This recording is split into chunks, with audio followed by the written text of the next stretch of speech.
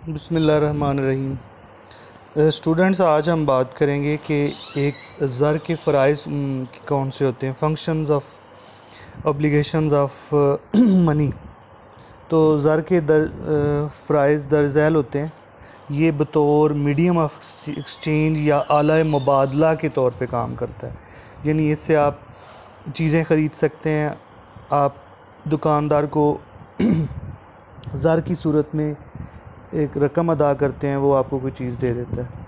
इसका जो सेकंड इसका जो फ़राइज़ में आता है वो है मुश्तरक मेयार कदर। इंग्लिश में इसको कहते हैं कॉमन मेजर ऑफ़ वैल्यू। कि जिस तरह बार्टर सिस्टम में मसला था कि दो चीज़ों के आपस में तबादले के लिए एक जैसी वैल्यू होना ज़रूरी होता था, यहाँ अब जो आपका फॉर्म ऑफ मनी है, जो ज़र है, जो ज़र के फ़राइज़ के तौर पे काम कर रही है कमोडिटी, वो मुश्तरक मेयार कदर के तौर पे काम करती है। ज़ख़ीरा कदर, स्टोर ऑफ़ वैल्यू, यानी ज़र के फ़राइज़ में एक चीज़ ये भी शामिल है कि जिस कमोडिटी को आप ज़र डिक्लेयर कर रहे हैं उसको आप स्टोर भी कर सकें, और है कि आइंदा अदायगियों का मेयार।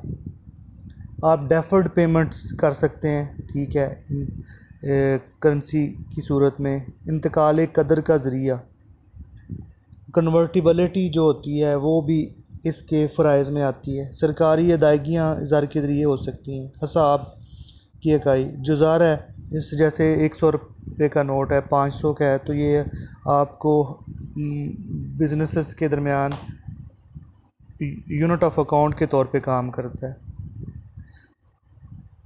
तो सबसे जो उम्दा ज़र होता है उसकी ख़ूबियों में मैंने कल भी बात की थी कि वो हर कोई उसे एक्सेप्ट कर लेता है, वो कबूलियत आमा का दर्जा हासिल होता है उसे। वो ड्यूरेबल होता है, पायदार होता है, इंतकाल पजीरी की सलाहियत होती है, वो कन्वर्ट हो सकता है किसी और शक्ल में। आपके पास करेंसी है, उसको आप एसेट की शक्ल में कन्वर्ट कर सकते हैं। उसमें तश्कील पजीरी की सलाहियत होती है, आप उससे सरमाया साजी कर सकते हैं। कहते हैं कि जी एक बढ़िया ज़र या अच्छे ज़र की कौन कौन सी वजूहात हैं कि वो इकॉनमी से बाहर निकल जाता है। तो कहते हैं नफसियाती तौर पे बाज़ लोग नए जो नोट होते हैं या सिक्के होते हैं वो अपने पास रख लेते हैं और पुराने सिक्कों के साथ खरीदो फरोख्त करते हैं। बढ़िया दात सोने की मिकदार की वजह से बनती है।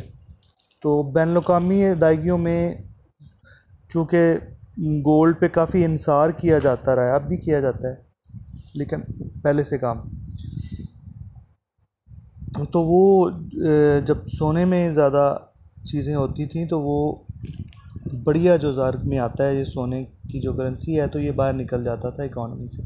दो दाती निज़ाम किसे कहते हैं? दो दाती निज़ाम ऐसा ज़र का निज़ाम है जिसमें दो किस्म की दातों या गर्दिश या सिक्के गर्दिश कर रहे होते हैं ना। उम्दा ज़र के 4 असाफ़ के अलावा भी कुछ असाफ़ हैं, वो पहले भी बात कर चुके। कबूलियत आमा हो, पायदार हो, इंतकाल पजीरी हो, शनाख्त पजीरी हो, आसानी से पहचाना जा सके कि ये करेंसी है पाकिस्तान की। तश्कील पजीरी, तकसीम पजीरी, तकसीम भी किया जा सके, मुनासिब मिकदार में हो, सबात कदर हो, स्टेबिलिटी हो, उसमें उसकी डीवैल्यूएशन और वैल्यूएशन मुकर्रर अरसों में एक ख़ास पैटर्न से हो, ज़ख़ीरा अंदोज़ी आप कर सकें उसकी। आगे अजी ज़र की किस्में कौन कौन सी हैं? ज़र की इक़साम में सबसे पहले दातें यूज़ होती रही हैं सिक्कों की सूरत में, फिर कागज़ी ज़र आ गया, फिर आ गया जी इतबारी ज़र, फिर है कानूनी ज़र, फिर है करीबी ज़र।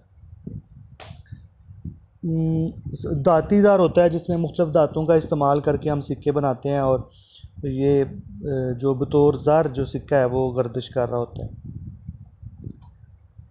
कागज़ी ज़र से मुराद जो वो नोट हैं जो आजकल हमारे मुल्क में मरकज़ी बैंक, स्टेट बैंक जारी कर रहा होता है, और उन्हें कानूनी हासिल होती है। जैसे ये 500 रुपये का नोट है, 100 रुपये का नोट है, कोई भी उनकी इसकी लीगल हैसियत को चैलेंज नहीं कर सकता, हर बंदा इसको कबूल करता है।